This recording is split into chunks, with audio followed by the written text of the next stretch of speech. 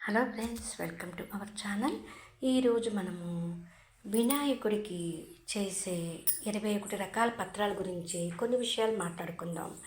వినాయకుడికి చేసే 21 పత్రాలను ఏకవింశతి పత్రాలు అని అంటారు. ఈ పూజ చాలా విశిష్టమైనది. ఈ పూజలో వాడే 21 పత్రాలు కూడా చాలా ప్రధానమైనవి. ఈ విఘ్నేశ్వరుణ్ణి 21 రకాల ఆకులతో పూజించడం ఆనవాయితీ. ఈ ఆకుల పేర్లేమిటో ఈరోజు మనం తెలుసుకుందాం. మాచీపత్రం. మన దేశంలోని ఈ మాచీపత్రం అనేది ప్రతి చోట కనిపిస్తుంది. మన ఇళ్ళ చుట్టుపక్కల ఇది చాలా విపరీతంగా పెరుగుతుంది. ఇది గొప్ప ఆయుర్వేదిక మూలిక. ఇది నేత్ర రోగాలకు అద్భుత నివారణి. మాచీపత్రి ఆకులను నీళ్ళల్లో తడిపి కళ్ళకి కట్టుకుంటే నేత్ర వ్యాధులు నయమవుతాయి అంటారు.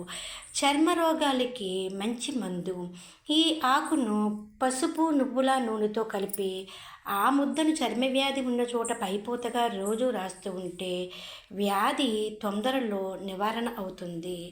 రక్తపు వాంతులకు ముక్కు నుండి రక్తం కారినప్పుడు కూడా ఇది మంచి విరుగుడు. ఇది మాచిపత్రం గురించి. అలాగే బృహతీపత్రం భారతదేశమంతటా విస్తారంగా పెరుగుతుంది. దీన్ని మనము వాగుడాకు, నేల మునగాకు అని కూడా పిలుస్తూ ఉంటాము. ఇది కంట రోగాలను, శరీర నొప్పులను నయం చేస్తుంది, ఎక్కిళ్లను తగ్గిస్తుంది, కఫ వాత దోషాలను, అస్తమాను, దగ్గును, సైనటిస్ను కూడా తగ్గిస్తూ ఉంటుంది, అరుగుదలను పెంచుతుంది, గుండె పనితీరును మెరుగుపరుస్తుంది. బృహతీపత్ర చూర్ణము దురదలకు, నొప్పులకి కూడా పనిచేస్తుంది. బృహతీపత్రం యొక్క కషాయముతో నోటిని శుభ్రపరచుకుంటే నోటి దుర్వాసన అనేది తొలగిపోతుంది. రక్తశుద్ధి చేయగల శక్తి బృహతీపత్రానికి ఉంది. ఇంకా అనేకానేక ఔషధీయ గుణాలు కూడా ఉన్నాయి. నెక్స్ట్ బిల్వపత్రము. దీనికి మారేడు అని కూడా పేరు. శివునికి అత్యంత ప్రీతిపత్రము బిల్వ వృక్షము. లక్ష్మీ స్వరూపము. ఇది మధుమేహానికి దివ్య ఔషధము. ఈ వ్యాధి గలవారు రోజు 2 ఆకులను నిదానంగా నములుతూ ఆ రసాన్ని మింగుతూ ఉంటే వ్యాధి నుంచి ఉపశమనం అనేది లభిస్తుంది. తాజా మారేడు ఆకుల రసం నుంచి తీసి కంట్లో వేసుకోవడం వల్ల కండ్ల కలక నుంచి త్వరిత ఉపశమనం లభిస్తుంది. నువ్వుల నూనె మారేడికాయలతో చేసిన ఔషధీయ రసాయనం చెవిటి రోగాలని పోగొడుతుంది. మారేడు వేళతో చేసిన కషాయం టైఫాయిడ్ జ్వరానికి విరుగుడు. పచ్చి మారేడికాయలు విరోచనాలను కూడా తగ్గిస్తాయి, ఆకలిని కూడా పెంచుతాయి. మారేడు వేళ్ళు ఆకుల జ్వరాలను తగ్గిస్తాయి. ఇలా ఇంకా ఎన్నో ఔషధ గుణాలు ఈ బిల్వ చెట్టు వలన మనకి సొంతం. నెక్స్ట్ దూర్వాయుగ్మం అంటే గరిక. గణపతికి అత్యంత ఇష్టమైన వస్తువు గరిక. ఒక్క గరిక సమర్పిస్తే చాలు, మహా సంతోషపడతాడు గణపయ్య. తులసి తర్వాత అత్యంత పవిత్రమైనది గరిక. దూర్వాయుగ్మము అంటే 2 కసలు కలిగి ఉన్న జంట గరిక. ఇది ఎక్కడ పడితే అక్కడ పెరుగుతుంది. ఈ గరిక కూడా మహా ఔషధ మూలిక. గరికను పచ్చడి చేసుకుని తింటే మూత్ర సంబంధిత వ్యాధులు నయమవుతాయి. మగవారికి సంతాన నిరోధకంగా కూడా పనిచేస్తుంది. కఫ పైత్య దోషాలను హరిస్తుంది. చర్మ రక్త సంబంధిత వ్యాధులను దూరం చేస్తుంది. ముక్కు నుంచి రక్తం కారడం నిరోధిస్తుంది. నెక్స్ట్ దత్తూర పత్రము. దీనిని మనం ఉమ్మెత్త అని కూడా పిలుస్తాము. ఉష్ణతత్వం కలిగినది. కఫ వాషదోషాలను హరిస్తుంది. కానీ నార్కోటిక్ లక్షణాలను కలిగింది కనుక వైద్యుని పర్యవేక్షణ తీసుకోకుండా దీన్ని మనం ఉపయోగించకూడదు. మానసిక వ్యాధి నివారణకు పనిచేస్తుంది. మానసిక వ్యాధి ఉన్న వారికి గుండు చేయించి ఈ ఉమ్మెత్త ఆకుల రసాన్ని 2 నెలల పాటు మద్దనా చేయిస్తే స్వస్థత చేకూరుతుంది. దీని ఆకులు, వేళ్ళు, పువ్వులు అమితమైన ఔషధ గుణములు కలవి. అయినా దీని గింజలు అంటే విత్తనాలు మామూలుగా స్వీకరిస్తే విషంగా పనిచేస్తాయి. జ్వరాలు, అల్సర్లు, చర్మ రోగాలకు, చుండ్రకు ఉమ్మెత్త ఔషధము. నెక్స్ట్ బదరీపత్రము. దీనినే రేగు అని కూడా పిలుస్తాము. బదరీపత్రము సాక్షాత్తు శ్రీమన్నారాయణ స్వరూపము. చిన్నపిల్లల వ్యాధుల నివారణకు పనిచేస్తుంది. 12 ఏళ్లలోపు వయసులో ఉన్న పిల్లల్లో సామాన్యంగా వచ్చే అన్ని రకాల సాధారణ వ్యాధులకు ఉపయోగిస్తారు. 1 లేదా 2 రేకులను వ్యాధిగ్రస్తుల చేత వ్యాధి నివారణ అయ్యేంత వరకు తినిపించాలి.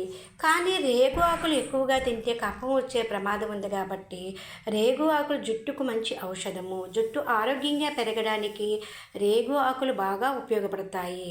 అరుగుదల సమస్యలకు, గాయాలకు కూడా రేగు ఆకులు ఔషధంగా పనిచేస్తాయి. నెక్స్ట్ అపామార్గ పత్రము. దీనిని ఉత్తరేణి అని పేరు. దీని కొమ్మలతో పళ్ళు తోముకుంటే దంత వ్యాధులు, ఆకులు నూరి పైపోతగా రాస్తే చర్మి వ్యాధులు నివారణ అవుతాయి. దీని పుల్లలు యజ్ఞ యాగాదుల్లో, హోమంలో వినియోగించడం వల్ల, హోమగుండం నుంచి వచ్చిన పొగను పీల్చడం వలన శ్వాస సంబంధిత వ్యాధులు తగ్గిపోతాయి. నెక్స్ట్ తులసి.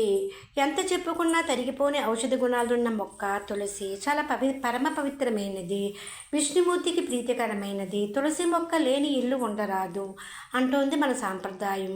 అంత గొప్ప తులసి గురించి కొన్ని చెప్పుకుందాం. కఫ, వాత, పైచ దోషాలను మూడింటిని శృతిమించకుండా అదుపులో ఉంచుతుంది తులసి. కాలుష్యాన్ని తగ్గిస్తుంది. తులసి వాసనకు దోమలు దరిచేరవు.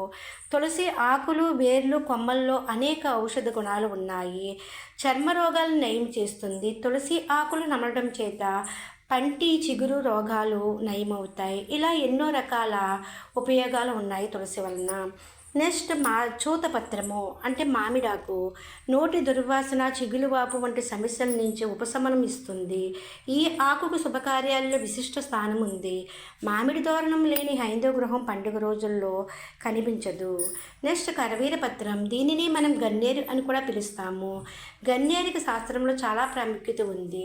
సాధారణంగా పూజకు కోసిన పువ్వులు చెట్టు నుంచి కోసే సమయంలో చెట్టు మొదట్లో కింద పడితేనే పర్వాలేదు, కానీ మరో చోట కింద పడితే ఇక పూజకు పనికిరావు. కానీ గన్నేరు పూలకి ఆ నిబంధన వర్తించదు. గన్నేరు పూలు మరి ఏ ఇతర ప్రదేశంలో కింద పడినా వీటిని పరమాత్మకు అర్పించవచ్చు. నెక్స్ట్ విష్ణుకాంత పత్రము. మనం వాడుక భాషల్లో అవిసె అంటాము. దీని ఆకును నిమ్మరసముతో కలిపి నూరి తామర వ్యాధి ఉన్న చోట్ల పూస్తే తామర వ్యాధి నశిస్తుంది. నెక్స్ట్ దాడిమి పత్రము అంటే దానిమ్మ. భారతదేశం అంతటా పెరుగుతుంది. లలిత సహస్రనామాల్లో అమ్మవారికి దాడిమి కుసుమ ప్రభ అనే నామం కనిపిస్తుంది. దానిమ్మ రసాన్ని శరీరం మీద రాయడం చేత అలర్జీలు, కోటకాలు పుట్టడం వలన వచ్చిన పొక్కులు మానిపోతాయి. దానిమ్మ పండు తొక్క గాయాలకు ఔషధము, వాపును అరిగడుతుంది. నెక్స్ట్ దేవదారి పత్రము. ఇది వనములలో, అరణ్యములలో పెరిగే వృక్షము. పార్వతీదేవికి మహా ఇష్టమైనది. చల్లని ప్రదేశాల్లో, ముఖ్యంగా హిమాలయ పర్వతాల వద్ద పెరుగుతుంది ఈ వృక్షము. దేవదారు ఆకులను తెచ్చి ఆరబెట్టి ఆ తర్వాత ఆకులను నూనెలో వేసి కాల్చి నూనె చల్లారిన తర్వాత తలకు రాసుకుంటే మెదడు, కంటి సంబంధిత వ్యాధులు, రోగాలు దరిచేరవు. నెక్స్ట్ మరువక పత్రము.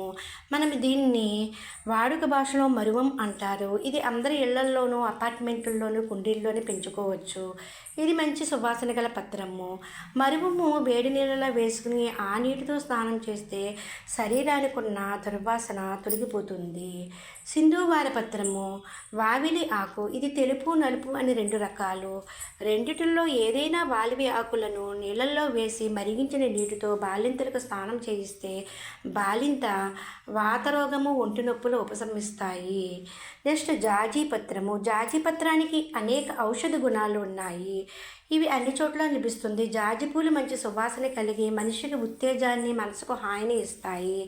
ఈ సువాసన డిప్రెషన్ నుంచి బయటపడడంతో కూడా బాగా ఉపకరిస్తుంది. జాజి ఆకులు వెన్నతో నూరి ఆ మిశ్రమంతో పళ్ళు తోముకుంటే నోటి దుర్వాసన అనేది నశిస్తుంది. నెక్స్ట్ గండకీ పత్రము. దీన్ని మనము దేవకాంచనం అని పిలుస్తాము. థైరాయిడ్ వ్యాధికి ఔషధం గండకీ పత్రము. అరణ్యాల్లో ఈ గండకీ చెట్టు ఆకు ముండి, దీర్ఘ వ్యాధులకు దివ్య ఔషధంగా పనిచేస్తుంది. నెక్స్ట్ సమీపత్రము. దీని వ్యవహారం జమ్మి. మహాభారతంలో విరాట పర్వములో పాండవులు దీని మీదనే తమ ఆయుధాలను దాచిపెడతారు. జమ్మి ఆకుల పసరు తీసి దానిని పుళ్ళు ఉన్న చోట రాస్తే కుష్టి వ్యాధి నశిస్తుంది. నెక్స్ట్ అశ్వపత్రము, రావి వృక్షము, తులసి లేని ఇల్లు, వేప లేని వీధి, ఒక రావి చెట్టు కూడా లేని ఊరు ఉండరాదు అన్నది మన పెద్దల మాట. రావి సాక్షాత్ శ్రీ మహావిష్ణు స్వరూపము. పరమాత్మయే తనను తాను రావి చెట్టుగా చెప్పుకున్నాడు. రావి మండలను ఎండబెట్టి ఎండిన పొలను నేతితో కలిపి కాల్చి భస్మం చేసి ఆ భస్మాన్ని తేనెతో కలిపి సేవిస్తూ ఉంటే శ్వాసకోశ వ్యాధులు నివారణ అవుతాయి. నెక్స్ట్ అర్జున పత్రము, మనం దీన్నే మద్ది అంటాము. ఇది తెలుపు ఎరుపు అనే 2 రంగుల్లో లభిస్తుంది. మద్ది చెట్టు హృదయ సంబంధిత జబ్బులకు మంచి ఔషధము. హృదయానికి సంబంధించిన రక్తనాళాలను గట్టిపరుస్తుంది. భారతదేశంలో నదులు, కాలువ వెంట, హిమాలయాలు, బెంగాల్, మధ్యప్రదేశ్ ప్రాంతాల్లో విరివిగా పనిచేస్తుంది. ఇది శరీరానికి చలువ కూడా చేస్తుంది. నెక్స్ట్ అర్కపత్రము, జిల్లేడు ఆకు, జిల్లేడు చెట్టు గణపతి స్వరూపము. జిల్లేడు పాలు కళ్ళల్లో పడ్డం వల్ల కంటికి తీవ్రమైన హాని కలుగుతుంది. కానీ జిల్లేడు ఆకులు, పూలు, వేర్లు, కొమ్మలు, పాలు అన్ని ఔషధ గుణాలు కలిగి ఉన్నాయి. అస్తమా, దగ్గు మొదలైన వ్యాధులకు జిల్లేడు పూలను వాడడం ఆయుర్వేద గ్రంథాల్లో కనిపిస్తుంది. జిల్లేడుతో చేసిన నూనె చెవుడుకు ఔషధము కూడా. జిల్లేడు రక్తసిద్ధిని కూడా చేస్తుంది. ఇవి అండి మనము వినాయక చవితి రోజున పూజించే 21 పత్రాలు. ఆ పత్రాలకు సంబంధించిన మనకి తెలిసిన అర్థం. Please like, share and subscribe.